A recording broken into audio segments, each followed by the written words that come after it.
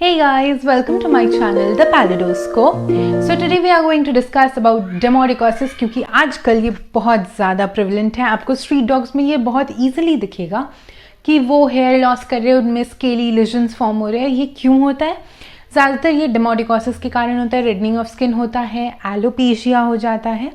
तो इसमें क्या होता है पूरा डिटेल में हम लोग डिस्कस करेंगे इस वीडियो में, एंड एंड तक देखिएगा। Hopefully you will understand what we are trying to tell you. Firstly, we will discuss about the definition. We will discuss the definition of this, which will tell you almost the gist of what this disease is. So this disease is an inflammatory parasitic disease of dogs and rarely in cats, that is characterized by increase in number of mites in the hair follicles and in the epidermis. It often leads to secondary bacterial infections or furunculosis, and it may be localized or generalized. So this was the definition. After this, we will talk about pathophysiology of this disease.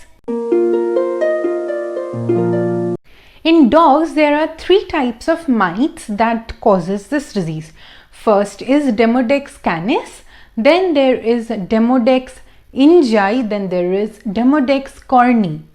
So Demodex canis is a follicular mite, part of the normal fauna of the skin, typically present in small numbers, resides in the hair follicles and sebaceous glands of the skin, transmitted from the mother to the neonate in 2 to 3 days of nursing. So it is normally present in the skin, in the hair follicles, but जब इसका number exceed कर जाता है तब ये disease cause करता है. ये न्यूनेट में उनके मदर से आता है 2 to 3 days जब वो नर्सिंग कर रही होती. सेकेंड है डेमोडेक्स इंजी. ये रहता है पाइलोसेबेशियस यूनिट में. इसका जो ट्रांसमिशन है ये अननोन है, एंड ये टेरियर डॉग्स में ज़्यादा मिलता है. टेरियर ब्रीड्स ऑफ डॉग्स जो रहते हैं उसमें ज़्यादा मिलता है. इसके बाद अगर हम लोग बात करें कॉर्नी के बारे में, डेमोडेक्स कॉर्नी मिलता है कॉर्नियम, मतलब stratum corneum of the skin में. ये मोस्ट प्रोबेबली मॉर्फोलॉजिकल वेरिएंट है डेमोडेक्स कैनिस का. कैट्स में demodicosis is not well understood अभी तक, बट इसमें Demodex cati and Demodex gatoi are the two main species of Demodex that causes demodicosis in cats. अब बात करते हैं डेमोडिकोसिस कौन कौन से स्पीशीज़ में है. तो कॉमनली ये डॉग में मिलता है, बट रेयरली कैट्स में भी मिल सकता है. देन सेकेंड चीज़, अगर सिस्टम्स इन्वॉल्व्ड हम लोग डिस्कस करें, उसमें मेनली एक्सोक्राइन सिस्टम और स्किन, बस ये दो सिस्टम मेनली इन्वॉल्व्ड होता है. अगर मैं ब्रीड प्रेडिलेक्शन की मैं बात करूँ, मतलब कौन से ब्रीड ऑफ डॉग में कौन सा स्पीशीज़ ज़्यादा अफेक्ट करता है, तो सबसे पहले डी कैनिस किस में अफेक्ट ज़्यादा करता है वो है स्टेफोर्डशायर टेरियर जो है उसमें, देन शार्पेई में, बॉस्टन टेरियर में, इंग्लिश बुलडॉग में, and West Highland white terrier में. डी इंजाई ज़्यादा अफेक्ट करता है West Highland white and wire haired fox terriers and shih tzu में भी. पोटेंशियल इंक्रीज्ड इंसिडेंस कैट्स के केस में ज़्यादा है साइमीज कैट या बर्मीज कैट्स में. मीन एज ऑफ डॉग्स जिसमें ये सबसे ज़्यादा अफेक्टेड होता है, लोकलाइज्ड और जनरलाइज्ड जो दोनों डेमोडिकोसिस होता है उन दोनों में अलग अलग है. लोकलाइज्ड डेमोडिकोसिस ज़्यादातर less than 1 year of age में होता है. मीडियन इसका है 3 to 6 months में. एंड जो जनरलाइज होता है वो किसी भी एज में हो सकता है, यंग एंड ओल्ड एनिमल्स दोनों में.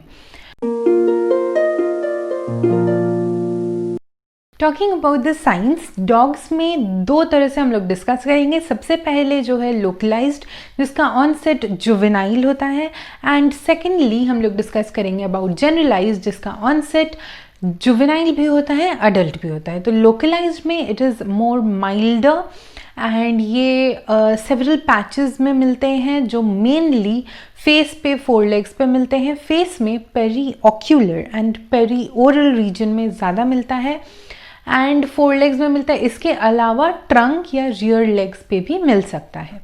देन अगर जनरलाइज्ड की बात करें तो ये वाइड स्प्रेड होता है ऑनसेट के टाइम से ही। ये अडल्ट या जुवेनाइल दोनों में ऑनसेट इसका हो सकता है।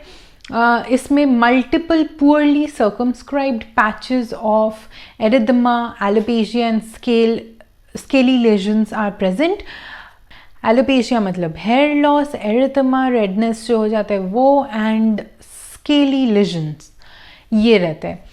As hair follicles become distended, जब वो बड़े हो जाते हैं, ज़्यादा माइट्स इन्फेस्ट कर जाते हैं, तब फुरनक्लोसिस भी होता है जिसमें रप्चर हो जाता है हेयर फॉलिकल। ये भी एक कंडीशन होता है। डेमोडेक्स इंजी में एलोपेशिया, एरिथमा, हाइपर पिगमेंटेशन तो होता ही है।